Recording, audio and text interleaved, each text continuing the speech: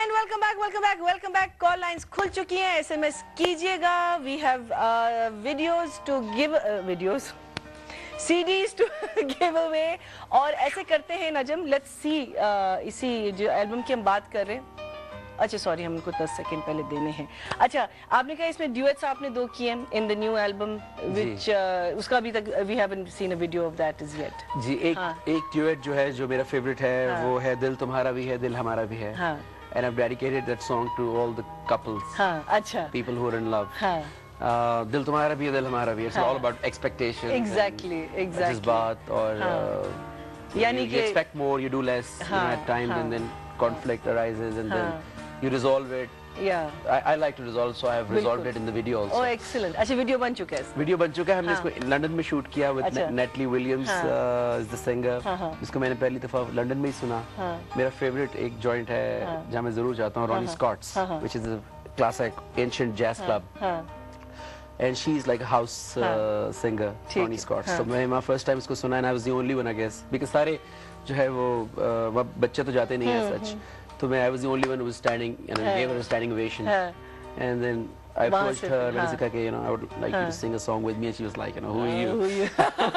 So I gave her my card, check me out on Google, and then I got a call from her. Oh, excellent, you're a big star. Well, I am your, I'm a huge admirer of your talent, and I would love to do a song. So I had already written the song, Urdu and English dialogue. तो बस फिर हमने साथ उसको थोड़ा improvise किया है। जबरदस्त। You will love that song. I am dying to hear it.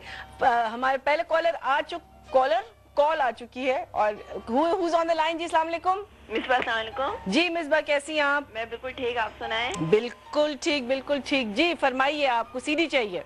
नहीं, मुझे नजम शाह से बेसिकली बात करनी थी। वाले ना दे, आपकी मर्जी है। कितनी मोहब्बत, देखें जी, लेकिन अगर आप गाना गाएंगे तो हम आपको सीडी भी भेज सकते हैं।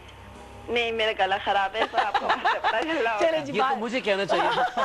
नॉर्मली आर्टिस्ट का गला खराब होता है, आज जरा लोगों का भी खराब होता है, गला सबका खराब होता है। I'm sure डॉक्टर्स का भी तो काम चल रहा है। अच्छा, मुझे पूछना था, ये आपका जो अभी ये गाना है किताबों के रिश्ते, ये तो बेसिकली हम लोगों के लिए एक सबक है कि हम लोग आजकल पार्टी साल में हो रहा है वो, लेकिन जो है जो आपका पहले वाला गाना था भीगे होंठ, उसकी क्या था कि वो तो कहते हैं आपका सॉन्ग था, फिर आपने उधर इंडिया में दे दिया, और फिर इसके लिरिक्स में भी थोड़ा चेंज हो गया। ये तो काफी यानी हमें पसंद नहीं आया, तो फैमिली में बैठ के इसे सुन भी नहीं सकते हैं। जी, मैं ऐसा लगता है ये मुझे फख्र है आपके ऊपर और पूरी उन लोगों के ऊपर जो इस तरह सोचते हैं। और मैं कभी भी भीगे होंठ तेरे नहीं गाता, चाहे मुझे 10 करोड़ रुपए भी मिलते हैं। मैं आपको सबके सामने ये बात कह रहा हूँ। मैंने इंडिया में भी बैठ के उनके नेटवर्क पे भी यही कहा था कि आप मुझे कोई भी प्राइज दें, मैं कभी भी इस तरह की पोएट्री नहीं गाऊंगा। हुआ ये था कि मैं अमेरिका में था अपने टूर पे, और मेरा गाना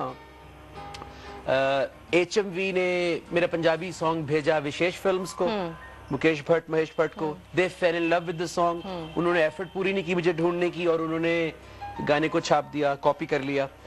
मुझे अमेरिका में कॉल आई कोलंबो से अपने दोस्त की कि ओए तूने गाना दे दिया इंडियन फिल्म के लिए। मैंने कहा नहीं, मैंने दोस्त के नहीं हूँ, मैंने सुना। मैंने कहा यार ऐसी इसको लग रहा होगा।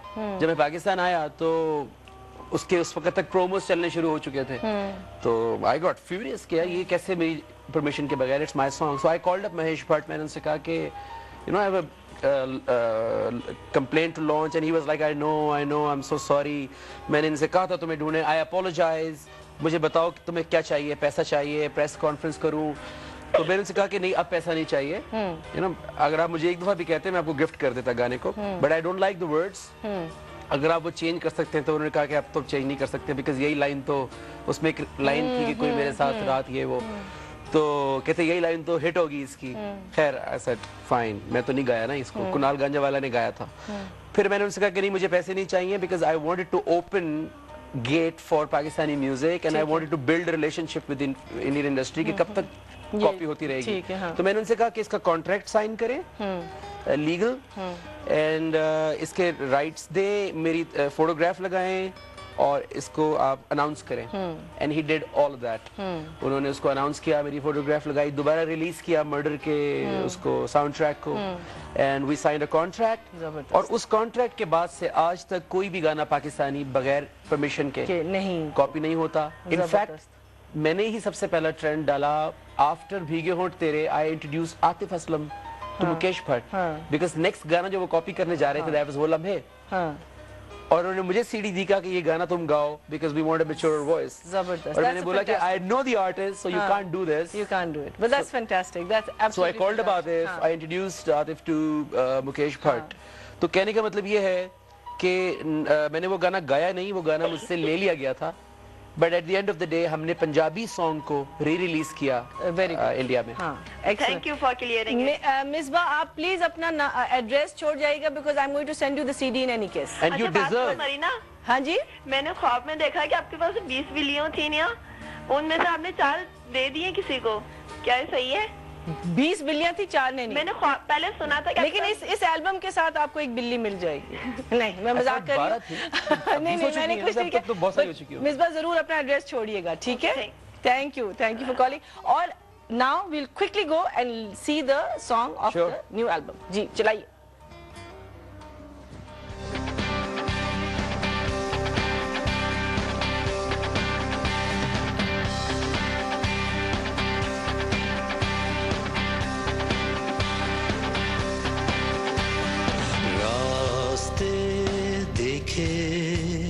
मंजिल ना पाई, साथी मिले तो पर वो कली ना आई, मेरी बाहों में खिल के वो फूल बन जाती, इन अंधेरों से मिलके वो धूप बन जाती।